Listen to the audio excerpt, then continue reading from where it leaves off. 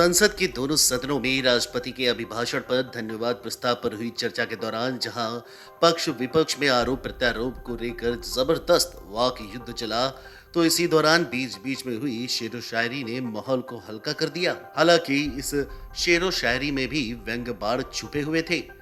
लोकसभा में चर्चा का जवाब देते हुए स्वयं प्रधानमंत्री नरेंद्र मोदी ने अपने 1.5 घंटे के भाषण के दौरान 3 बार ऐसा किया, जबकि राज्यसभा के प्रतिपक्ष नेता मल्लिकार्जुन खड़गे ने जब सदन में शेर सुनाया तो चुटकी लेते हुए सभापति उपराष्ट्रपति जगदीप धनखड़ ने भी जवाबी शेर सुना दिया। बता दें कि बुधवार का दिन संसद के लिए शायरी से भरा रहा। सभापति, नेता प्रतिपक्ष से लेकर पीएम तक सभी ने एक दूसरे पर शायराना अंदाज में वार किया। पीएम मोदी ने दुष्यंत कुमार और काका हाथरसी के कविताओं से विपक्ष को रौंदने की कोशिश की, साथ ही किस्से कहानियों से एक तंज भी किया। पीएम ने अपने संबोधन में विपक्ष पर कटाक्ष करते हुए शेर पढ़ा। ये कह कर के हम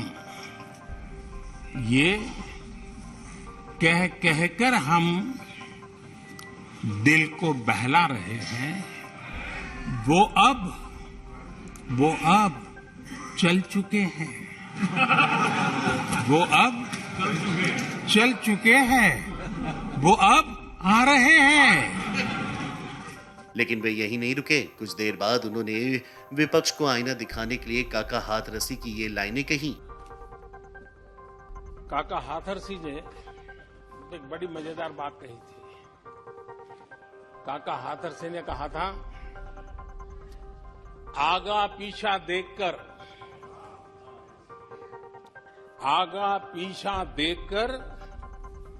क्यों होते गमगीन, जैसी जिसकी भावना वैसा दिखे सीन।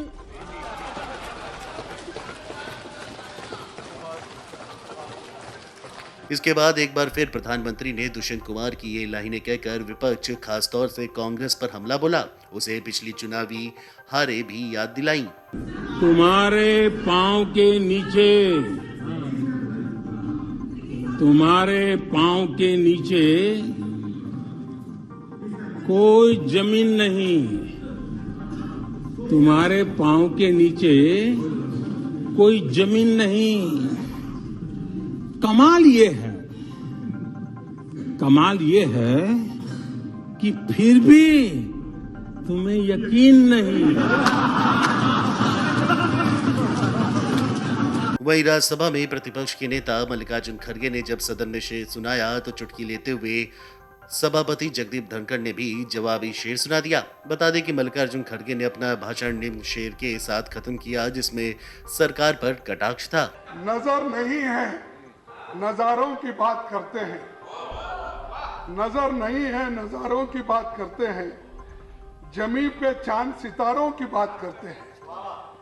जमी पे चांद सितारों की बात करते हैं। वो हाथ जोड़कर बस्ती को लूटते हैं। वो हाथ जोड़कर बस्ती को लूटने वाले भरी सभा में सुधारों की बात करते हैं। भरी सभा में सुधारों की बात करते हैं। बड़ा हसीन है उनकी जबान की जादू। बड़ा हसीन है उनकी जबान की जादू। लगा के आग बाहरों की बात करते हैं। लगा के आग बाहरों की बात करते हैं। मिली कमान तो अटकी नजर खजाने पर। मिली कमान तो अटकी नजर खजाने पर। ये आपके ऊपर में जो चंद दोस्त आपके बना रहे हैं उसके। मिली कमान तो अटकी नजर खजाने पर। नदी सुखाकर किनारों की बात करते हैं। नदी सुखा के किनारों की बात करते हैं। वही गरीब बनाते हैं आम लोगों को। वही गरीब बनाते हैं आम लोगों को। वही नसीब के मारों की बात करते हैं। वहीं खड़गे पिछले सदन में भी शेर सुना चुके थे, इसीलिए सभापति जगदीप धनखड़ ने कहा कि आपके शेर सुनकर मुझे भी शेर याद आने लगे हैं। फिर उन्होंने सुनाया, मेरे को भी माननीय खड़गे जी से प्रेरणा मिल गई और मेरे में भी कुछ शायर जाग गया। उम्र भर गालिब यही भूल करता रहा, धूल चेहरे पे थी, आईना साफ करता रहा।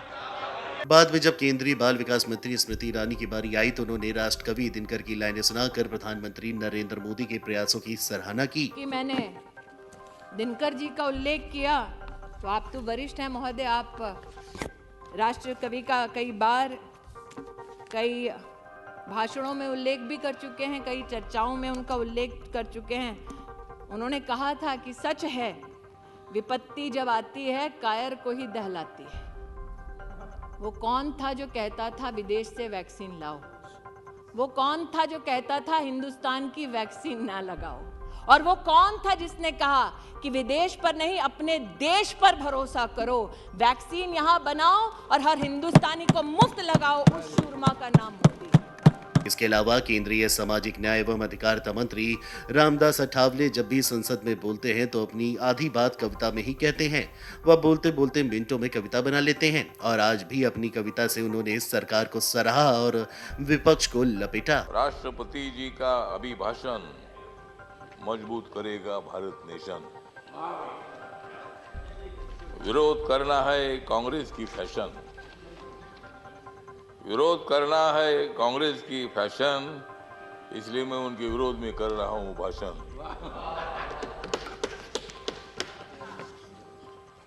कांग्रेस वालों जितनी बढ़ानी है उतनी बढ़ाओ दाढ़ी, कांग्रेस वालों जितनी बढ़ानी है उतनी बढ़ाओ दाढ़ी, लेकिन मोदी जी की बहुत ही है मजबूत बॉडी।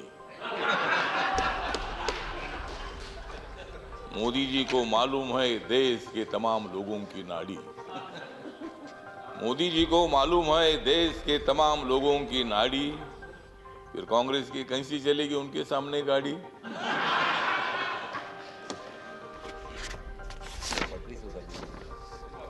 मोदी जी आदमी है खास,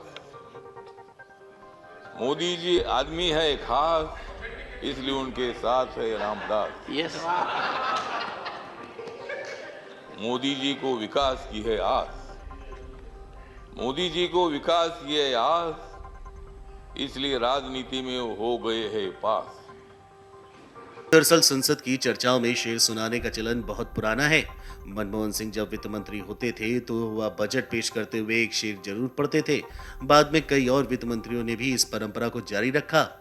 मनमोहन सिंह जब प्रधानमंत्री बने तो एक बार ऐसा मौका आया कि उनके और तत्कालीन प्रतिपक्ष की नेता सुषमा स्वराज के बीच शेर और शायरी के जरिए ही व्यंग बाढ़ चले। Video desk amarujala.com। डाउनलोड करें अमर उजाला ऐप और पाएं खबरें लगातार।